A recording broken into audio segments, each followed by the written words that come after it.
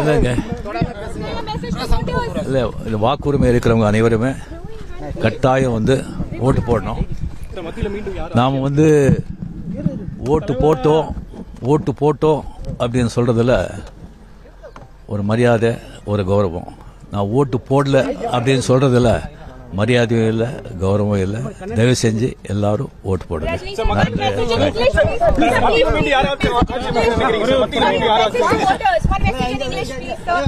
Please cost your votes. It is a duty and rights. Okay, please cast votes.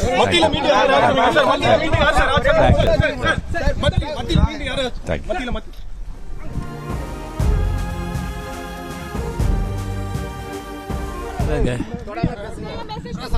இல்லை, இந்த வாக்குரிமை இருக்கிறவங்க அனைவருமே கட்டாயம் வந்து ஓட்டு போடணும்.